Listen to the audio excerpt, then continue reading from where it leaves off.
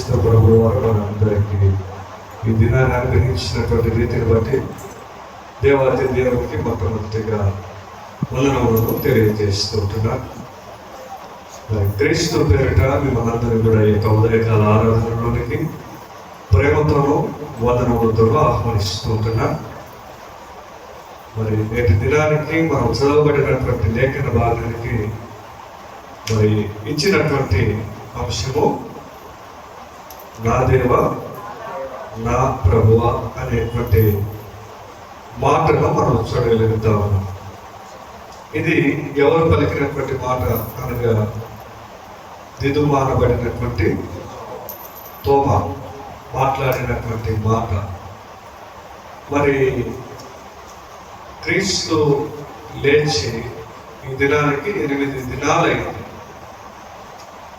8 దినాలు అయినప్పటికీ మరి వారి భయముతోనూ వారి శిష్యులందరూ కూడా మరి తోమాకు చెప్పినప్పుడు ఆయన నేను చూస్తేనే కానీ నమ్మను, నేను యేసుక్రీస్తు ప్రభుల వారిని స్వయముగా చూచి అప్పుడే ఆయన లేచినాడని నేను నమ్మగలుగుతానని ఆయన చెప్పడం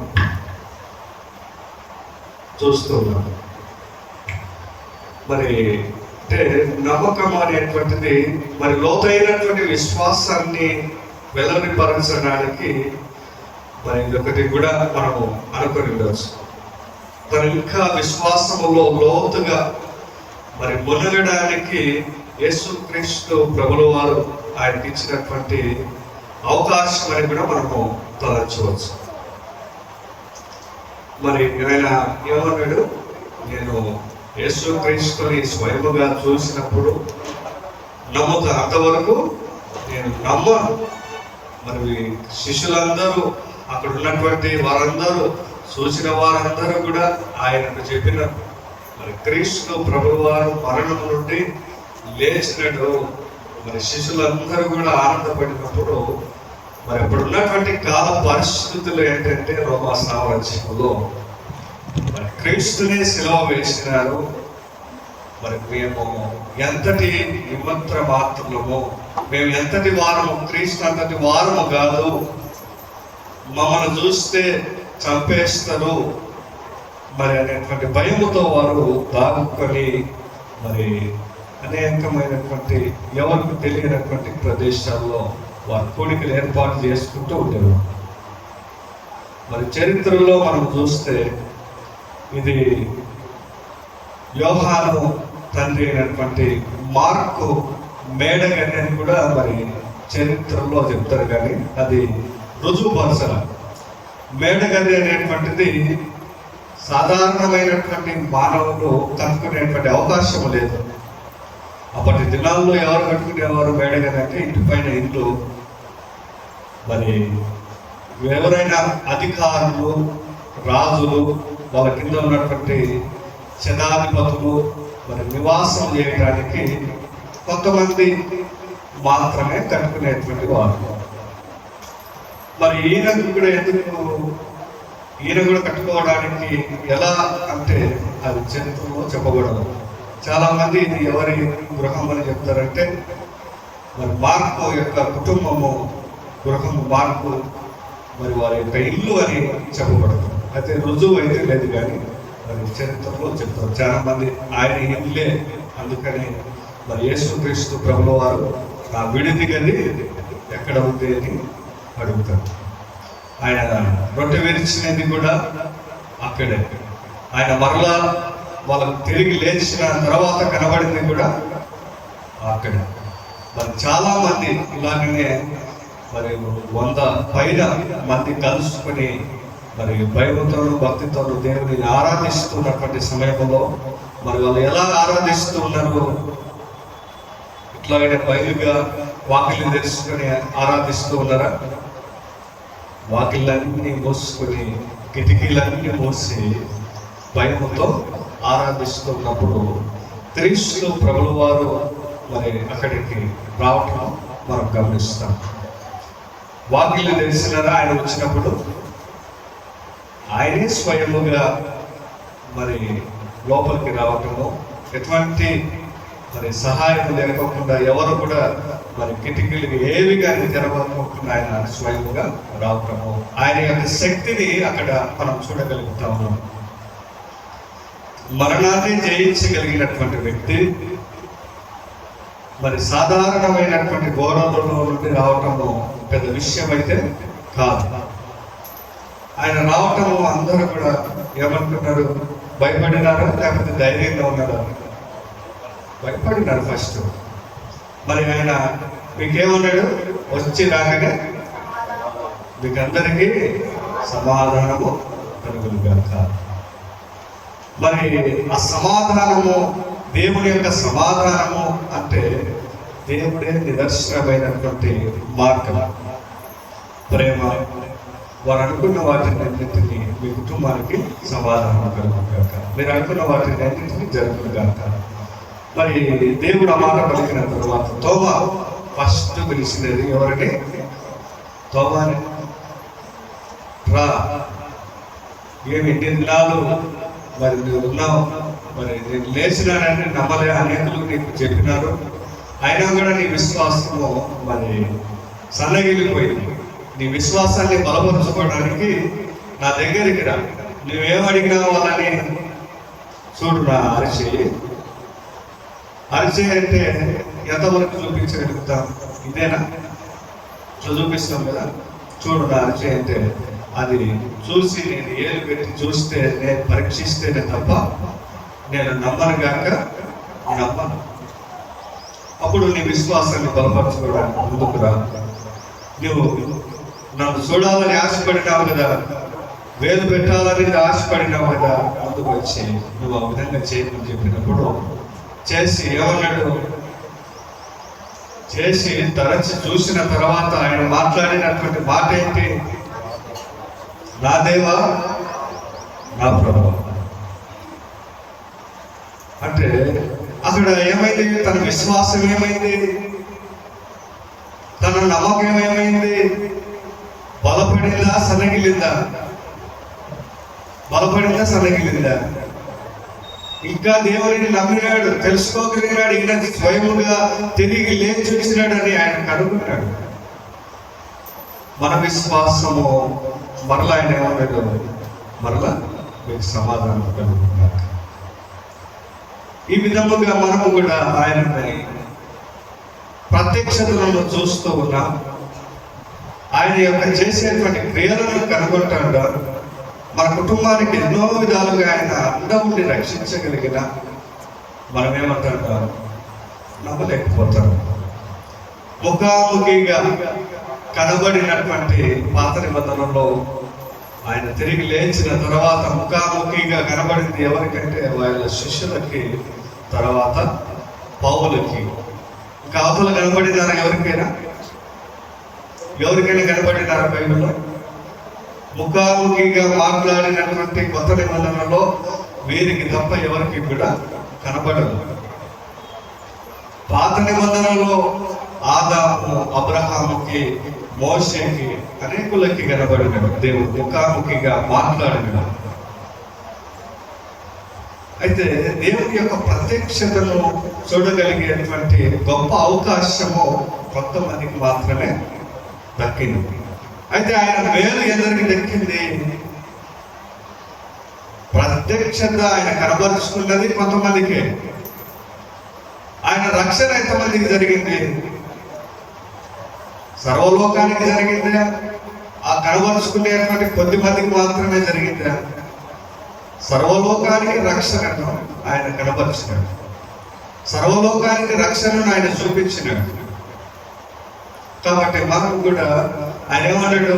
తర్వాత విషయము చూసి నమ్మిన వారికంటే చూడక నమ్మిన వారు ధన్యులని చెప్పటము మనం చూస్తాం. అయితే నీ విశ్వాసాన్ని నువ్వు బలపరుచుకున్నావు, నేను దాన్ని సంతోషిస్తున్నా. అయితే నువ్వు చూసి నమ్మినావు, కానీ అనేకులు నన్ను చూడక నమ్మిన వారు ధన్యులు. నేడు మనము ధన్యులము. ఎందుకు? ఆయనను చూడదాం, ఆయన యొక్క చేసినటువంటి క్రియలను మనం కనుగొని, మనం ఆయన చేసినటువంటి ప్రేమను కనుగొని, ఆయన ఎంతో మందికి ఆదరణ కలిగించినాడు, సేవ చేయగలిగిన కళ్ళు లేని వారికి, కుష్ఠరోగులకి, వీళ్ళందరినీ కూడా చేసినటువంటి ప్రేమ కొలది మనము కూడా ఆయన పైన విశ్వాసాన్ని, ప్రేమను ఏం చేసినా వృద్ధి చేసుకున్నాం. అందుకు చూడక నమ్మిన వారు ధన్యులని చెప్పబడుతున్నారు. ఇప్పుడు ఉన్నటువంటి మనం క్రీస్తుని చూసినామా లేదా? చూడాలి. మనమందరం కూడా ధన్యులమని క్రీస్తు ప్రభువు వారు తెలియపరుస్తున్నారు. అయితే మనం చదివినటువంటి లేఖన భాగంలో మరి యెషయా గ్రంథంలో 45వ అధ్యాయం 21వ వచనం నుండి 25వ వచనం, అక్కడ ఏం మాట్లాడుతున్నాడంటే, యెహోవా దేవుడు ఒక్కడే దేవుడు, ఆయన యందు రక్షణ. మరి ఏమంటాడు? నేను తప్ప మరొక దేవుడు లేడు. ఆయనే స్టేట్మెంట్ ఇస్తున్నాడు, కానీ నేను తప్ప వేరే దేవుడు అయితే లేడు.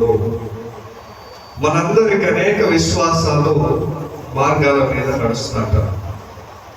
మనందరి విశ్వాసము ఒకటేనా, లేకపోతే అనేకములుగా ఉన్నాయా?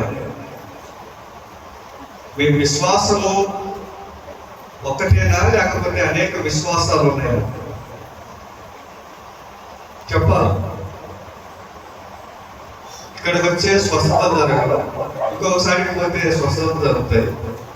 ఇక్కడికి వస్తే డబ్బులు ఇవ్వడు, అక్కడికి పోతే డబ్బులు ఇస్తాడు, అక్కడికి పోతే ఫలాన్ని జరుగుతాయి. ఏంటి? విశ్వాసాలు కావా? నమ్మకాలు కావా? నమ్మకాలు కావా?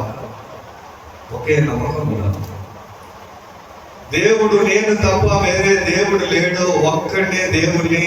నీవు అక్కడికి పోయినా, ఇక్కడికి పోయినా, ఇంకొకసారికి పోయినా, భూమి లేకపోయినా, ఆకాశం మీదకి పోయినా నేనే. ఎక్కడ ఎవరేమి ఉండరు. కానీ మీరు మాత్రం మీ ఆలోచనలు మాట్లాడే, మీ బుద్ధులు మాట్లాడే, మీ చేష్టలు మాట్లాడే, కానీ నేనైతే తప్పని దేవుడను, నేను వేరే వ్యక్తినైతే కాదు, నేను ఒక్కడనే దేవుడు. కానీ మనం ఎట్లాగా నడవాలంటే దేవునికి ఇష్టానుసారంగా నడవాలి. మీరు ఒకరే దేవుడా, అనేకములుగా ఉన్నారా? మీ విశ్వాసము ఒకటే అయితే మీ అందరికీ దేవుడు ఒక్కడే. మీ విశ్వాసములు అనేకములైతే అనేక మంది దేవుళ్ళు. మరి మీ విశ్వాసం ఒకే దాని మీద ఉన్నదా, అనేకముల మీద ఉన్నదా అనేటువంటిది మీరే ఆలోచన చేయగలరు. ఒక విశ్వాసం మీద ఉన్నప్పుడు దేవుడు ఏమైనా చేయగలుగుతాడు, ఏమడిగినా మన కుటుంబానికి దయచేయగలుగుతాడు. అయితే రెండవదిగా మరి ఏం చెప్తా ఉన్నాడు? నా వైపు తిరిగి రండి ఆహ్వానిస్తూ ఉన్నాడు. మన ఇంటికి వచ్చినటువంటి అతిథులని ఏమని చెప్తాం?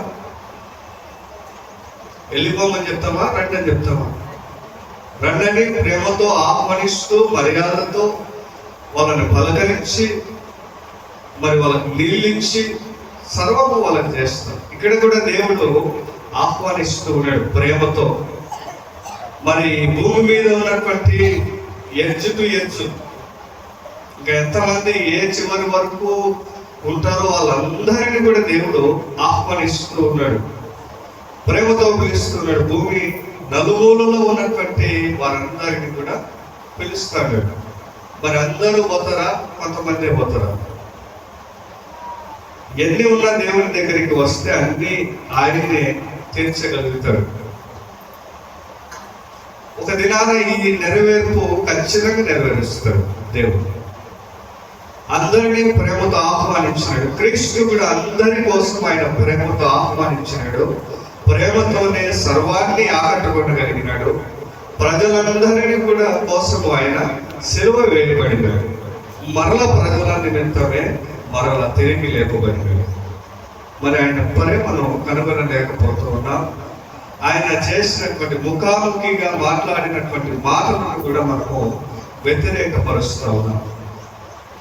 మూడవదిగా మనం చూస్తే ఆయన మాట్లాడు ప్రతి మోకాలు ఎక్కడ వంగుతుంది? ఎక్కడ వంగుతుంది? ఆయన ఎదుట వంగుతుంది. మరి మోకాళ్ళు ఎన్నిసార్లు వంగుతుంటాయి? ఎన్నిసార్లు వంగుతుంటాయి మన మోకాళ్ళు? విశ్వాసం ఒకటైతే దేవుడు ఒకటే. ఆ దేవుడి దగ్గరే వంగుతాయి. అనేక విశ్వాసాలు ఉంటే, అనేక ఆలోచనలు ఉంటే, అనేకమైనటువంటి దేవుడు ఉంటే, అనేకమైనటువంటి మరి వాళ్ళ దగ్గర మీ మోకాలు వంగుతాయి. మరి వంగు ప్రతి నాలుక ప్రమాణం చేస్తుందట. మోకాలు ఏం చేస్తుంది? నాలుక ఏం చేస్తుంది? ప్రతి నాలుక ప్రమాణము చేయండి. ఏమని ప్రమాణం చేయాలా? మనందరికి పరలోకము కావాలని చేయాలన్నా, ఎదుటి వారి నాశనము కొరకు చేయాలన్నా, వారికి పరలోకము దక్కకూడదని చేయాలన్నా, ఏమని ప్రార్థన చేయాలి? ఏమని ప్రమాణం చేయాలి? ఆయన ప్రేమతో ఆహ్వానిస్తూ ఉన్నాడు. నేను ఒక్కడనే దేవుడిని, నేను నిన్ను పిలుస్తాను, నా దగ్గరికి రండి అని చెప్తే నీ యొక్క నాలుక ఏమని ప్రమాణం చేస్తాను? ప్రార్థన చేస్తాను, ఇంకా సమయం ఇవ్వమని చేస్తాను, నేను ముసలివాడనైనప్పుడు నీ దగ్గరికి వస్తానని చేస్తాను, నాకు ప్రతిఫలం ఇస్తేనే నేను ప్రార్థన చేస్తానని చెప్తాను. ఏమని చెప్తాను? నీ నాలుక ఏమని ప్రమాణం చేస్తాను దేవుని చెప్తాను. నీ మోకాలు ఎవరి దగ్గర వంగుతాయి? నీవే మరి జ్ఞాపకం చేసుకో. ఇది భవిష్యత్తులో జరిగేటువంటి విషయం. ఇప్పుడు కూడా జరగడం లే, ఇంకా కొద్ది కాలానికి జరుగుతుంది. ఇది భవిష్యత్తు అంటే ఇంకా అంతమయ్యే కాలానికి వచ్చినప్పుడు ప్రతి ఒక్కరు ఏం చేస్తాడు? దేవుడిని ప్రార్థన చేస్తాడు. మరి పైనుండి దేవుడు శిక్షలు వేసేటప్పుడు మరి కరోనా సమయం నందు జరిగినటువంటి ప్రార్థనలు, జరిగినటువంటి ఆలోచనలు, జరిగినటువంటి స్తుతులు ఎప్పుడు కూడా జరిగి కనీవిని ఎరిగి ఉన్నారు. అవునా? కరోనా సమయం నందు ప్రాణభయంతో ప్రతి ఇంట్లో ప్రతి వ్యక్తి, చిన్న బిడ్డ కాంతి ముసలి ప్రాయం వరకు దేవుడిని స్తుతించారు. ఏమని?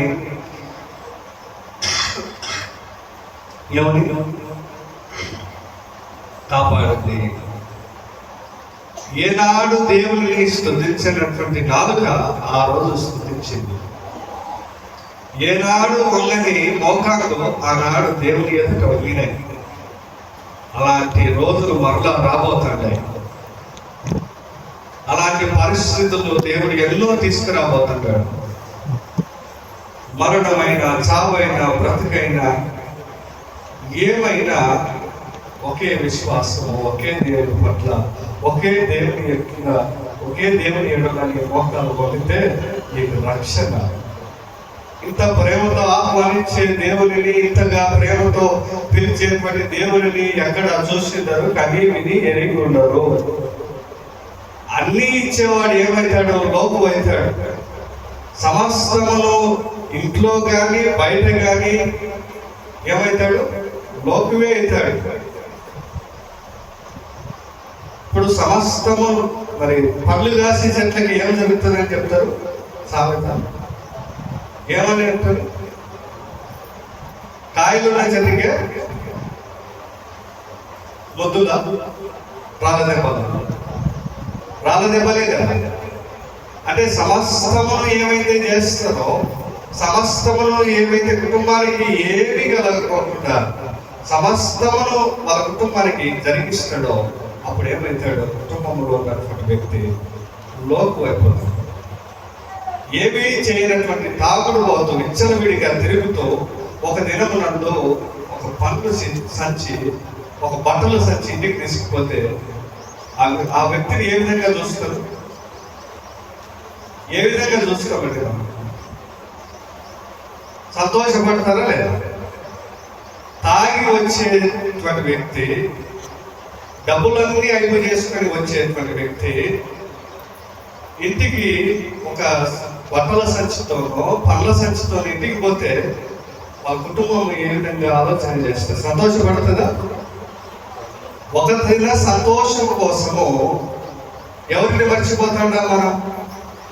ఇంటిని సమస్యలు లేకుండా సమృద్ధిగా ఇచ్చేటువంటి వారిని మర్చిపోయి ఒక దినాన మారినటువంటి వ్యక్తి కోసము, ఒక దినాన నీకు భ్రమ కలిగించేటువంటి వ్యక్తి కోసము నీవు ప్రయాసపడతాడు. ఇది మంచి విషయం అయితే కాదు. ఈ నాలుక దేవుని కొరకై ప్రార్థన చేయాలి.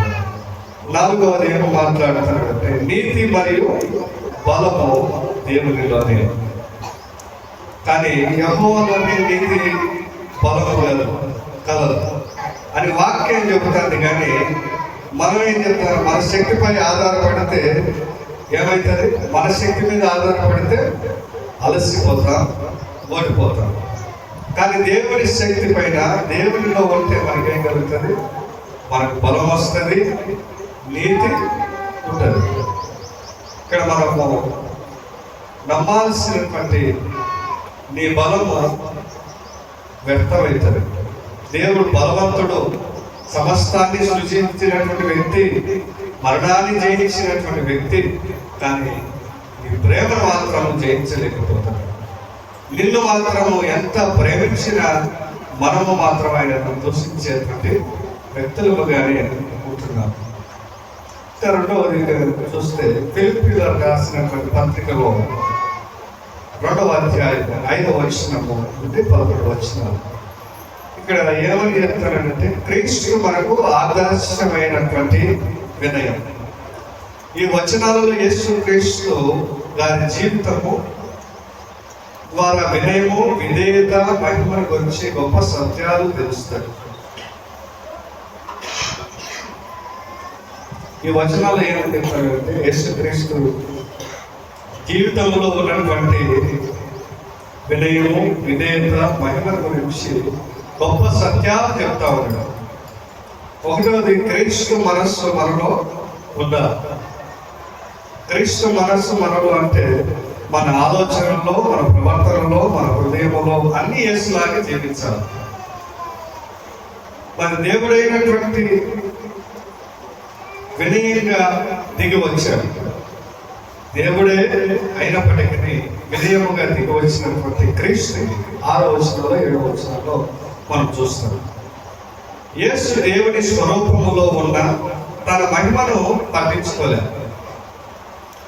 దాసుని స్వరూపము తీసుకున్నాడు. ఇది మనకు నేర్పింది ఏంటి? వినయము అంటే తక్కువగా ఉండటము కాదు, ఇతరుల కోసము తక్కువగా మారటము. దేవుడైనప్పటికీ మానవుని యొక్క స్వరూపంలోనికి వచ్చి ఆయన వినయమును, ఆయన యొక్క తగ్గింపు స్వభావాన్ని మనకి చూపిస్తూ ఉంది. మరి తక్కువ ఇతరుల కోసం తక్కువగా మారటం, తగ్గించుకొని, తనను తాను తగ్గించుకొని నీ కోసం ఆయన వ్యక్తునిగా రావటము మనం చూస్తాం. ఎవరు? దేవుడే. అంటే మనం ఆదర్శమైనటువంటి వినయం క్రీస్తు మన కోసము ఆదర్శమైనటువంటి వినయం. ఆ వినయానికి మనం చూపించినది మరణము వరకు విధేయత. క్రీస్తు తనను తాను తగ్గించుకున్నాడు, శిలువ మరణము వరకు విధేయుడైనాడు. ఏ ఒక్కరికి కూడా విధేయుడైనటువంటి వ్యక్తి, మరి తగ్గించుకున్నటువంటి వ్యక్తి ఎవరిని కూడా దూషించలా, ఎవరిని కూడా అవమానపరచలా, ఎవరిని కూడా నిందించలా. ఒకరు తక్కువ, ఒకరు ఎక్కువ అని తన దృష్టిలో ఆలోచననే చేయదు. మనము కూడా ఏం చేయాలి? దేవుని చిత్తానికి పూర్తిగా విధేయులవ్వాలి. క్రీస్తు మాదిరిగా మనము కూడా నడవాలా, నడిపించాలా అనేకులని. దేవుడు ఆయనను మహిమపరిచాడు. 9-11 వచనంలో మరి దేవుడు ఏం చేసినాడు? చదవండి. పరలోకమందున్న వారిలో, భూమి మీద ఉన్న వారిలో కానీ, భూమి కింద ఉన్న వారిలో కానీ ప్రతి వారి మోకాలను యేసు నామమున వంగినట్లు ప్రతి వారి నాలుకయు తండ్రి అయిన దేవుని మహిమార్థమై యేసు క్రీస్తు ప్రభువని ఒప్పుకొనుటకును దేవుడు ఆయనను అధికముగా హెచ్చించి ప్రతి నామమునకు పైనామమును ఆయనకు అనుగ్రహించెను. దేవుడు ఆయనను ఏమి చేసినాడు? మహిమపరిచినాడు. తగ్గించుకొని వచ్చినటువంటి వ్యక్తి, తగ్గించి జీవించినటువంటి వ్యక్తికి, తగ్గించుకొని ప్రేమించినటువంటి వ్యక్తికి దేవుడిచ్చినటువంటి కీర్తి ఏంటి? భూమి మీద కానీ, పరలోకము కానీ, శూన్యములో కానీ, మరి నీటిలో కానీ, ఎక్కడైనా కానీ ఎవరి నామమైనా, ఎవరి నాలుకైనా, ఎవరి మోకాలైనా ఆయన నామమును కీర్తించబడాలి, మహిమపరిచాడు. దేవుడు యేసును అత్యున్నత స్థితికి ఎత్తాడు. ప్రతి నామానికి మించిన నామము ఇచ్చినాడు. మరి ఫలితం ఏంటి? ప్రతి మోకాలు ఒప్పుకుంది, ప్రతి నాలుక ఒప్పుకుంటే క్రీస్తు, యేసు క్రీస్తు ప్రభువే అని చెప్పబడుతుంది. అవునా కదా? ఇక్కడ మనం తెలుసుకోవాల్సినటువంటి 3 విషయాలు. మరి చూచి నమ్మిన వారికంటే చూడక నమ్మిన వారు ధన్యులు. అయితే మీరు చూసిన క్రియలను కనుగొంటూ ఉన్నా మనం ఇంకా తెలుసుకోలేకపోతున్నాం. చూసి నమ్మి ఆయన పైన విశ్వాసం ఉంచితే ఆయన పరలోక రాజ్యంలో స్థానాన్ని అనుగ్రహిస్తాడు. ప్రేమతో దేనినైనా జయించగలుగుతాం. ప్రేమతో దేనినైనా మరి సర్వాన్ని లోపరుచుకోగలుగుతాం. అయితే అది ఒకటేసారి రాదు. ఫస్ట్ నిందలు వస్తాయి, అవమానాలు వస్తాయి, సర్వాన్ని కోల్పోతాం. అన్నీ పోయినప్పుడే, నిలవబడినప్పుడే ఆ ప్రేమకి ప్రతిరూపము, ఆ ప్రేమకి ప్రతిఫలము అనుగ్రహించబడుతుంది. లోకం అనుగ్రహించబడకపోయినా, ఈ లోకం నేను గుర్తించకపోయినా, పైన ఉన్నటువంటి దేవుడు మాత్రము నీ ప్రేమను గుర్తిస్తాడు. నీవు చేసేటువంటి క్రియలను కనుగొంటాడు. నీవు చూసేటువంటి ప్రతి దేవుడికి తెలుసు. ప్రతి నీ యొక్క మోకాలు, నీ నాలుక దేని నిమిత్తమైతే ప్రార్థన చేస్తుందో, ఒక్కడైనటువంటి దేవుని నీ ప్రార్థన చేస్తుందో వారందరికీ ప్రతిఫలము మరి దేవుడు ఏం చేశాడు? యేసు క్రీస్తు ప్రభుల వారి నామమును సర్వాన్ని లోకము సృష్టించబడి. మనం ప్రార్థన చేసిన చివరి మాటలు ఏమంటాం? ప్రార్థన చేసినప్పుడు ఏమంటాం? యేసు క్రీస్తు నామములో జరుగుగా. అంటే మనం చేసినటువంటి ప్రతి పనిలో ఎవరిని పెట్టాలా? క్రీస్తుని ఉంచితేనే ప్రతిఫలం. క్రీస్తు లేకపోతే సున్నా. కాబట్టి మనం క్రీస్తు, మనందరి కోసము దేవుడైనటువంటి క్రీస్తు భూలోకానికి వచ్చి పునరుద్ధారుడై నీ దేవుడేంటో చూపించి మరలా నీ కోసము ఆహ్వానం పంపిస్తూ ఉన్నాడు. అటువంటి దేవుడిని మనమందరం కూడా మన హృదయాల్లోనికి ఆహ్వానించి అటువంటి ప్రేమ మనం కూడా ఇతరులకు పంచేటువంటి వారంగా ఉండటానికి మనందరికీ దేవుడు సహాయం చేసి నడిపించుగాక. ఆమేన్.